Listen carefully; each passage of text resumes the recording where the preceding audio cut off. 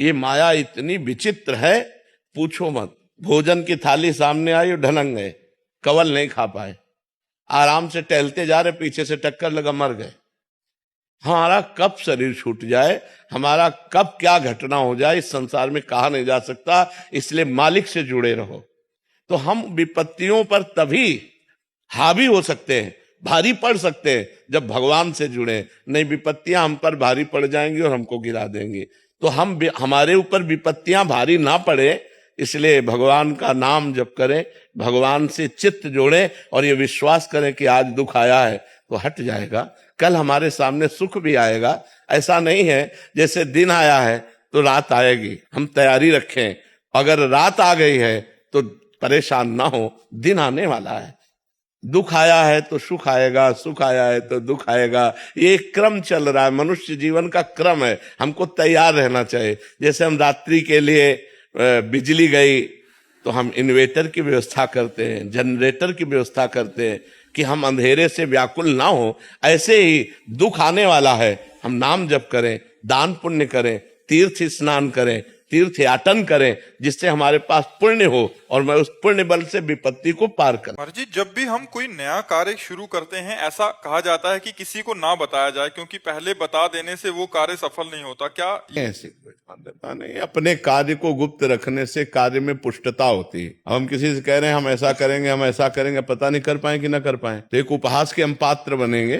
पहले हम अपने कार्य को गुप्त रखते हैं और हम करते हैं, और करके जब सफलता प्राप्त हो जाती है तब कह देते हैं, तो कोई परेशानी नहीं। उसका कोई ऐसा मतलब शास्त्रीय सिद्धांत नहीं है, पर वो एक लौकिक सिद्धांत है कि किसी कार्य को करने के पहले बाबूदी हम क्यों मारे, हम ऐसा करेंगे, हम ऐसा करेंगे, हम ऐसा करेंगे।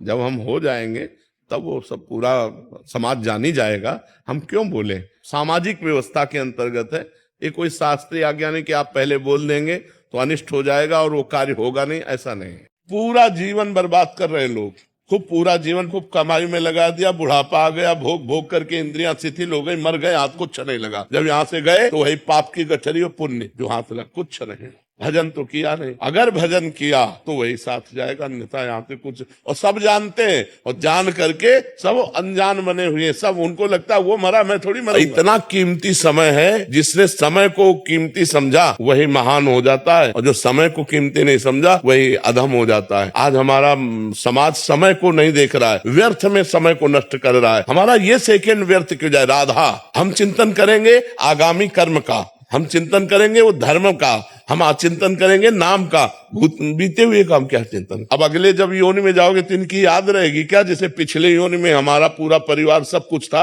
अब याद है क्या। नया फिर दुकान मकान, फिर ये कब तक चलता रहेगा। अनंत जन्म हो गए, रुपया डालने की कौन सी बात है। अरे रुपया के किसी के को वस्तु पदार्थ खरीद के दे दो, रुपया गंगा जी में यमुना जी में डालने की जरूरत है, कोई शास्त्र आज्ञा नहीं है। ये सब मनमानी आचरण है।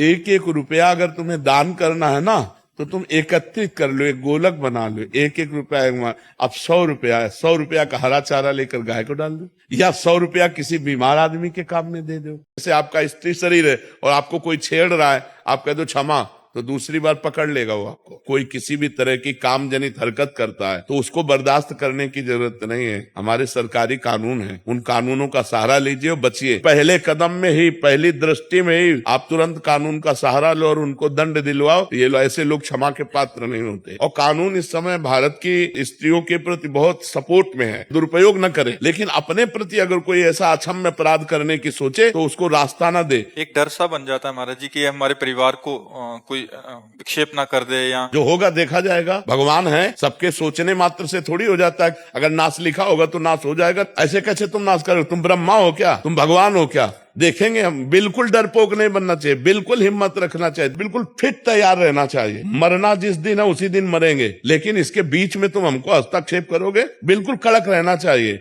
अब नए नए बच्चे बहुत उद्दंड होते चले जा रहे हैं, नशा करने लगे हैं, गंदी बातें देखते हैं मोबाइल में और उसी का प्रयोग प्रैक्टिकल करना चाहते हैं। महाराज जी, हमसे गलती हो गई और सामने वाला हमें बहुत ब्लैकमेल कर रहा है और फिर गलती पे गलती बन रही है। ऐसी स्थिति में हम बिल्कुल ब्लैकमेल नहीं होना चाहिए। अगर हमसे गलती हो गई तो एक बार गलती हो गई, माना कि तेरे साथ एक बार गलती हो गई तो ये थोड़ी मम्मी जाने पापा जाने विश्व जाने तो बार बार थोड़ी हम ब्लैकमेल होते रहेंगे। एक बार हमसे त्रुटि हो गई, एक बार गलती हो गई, दबना नहीं चाहिए कि एक बार हमसे गलती होगी हम भेद खोल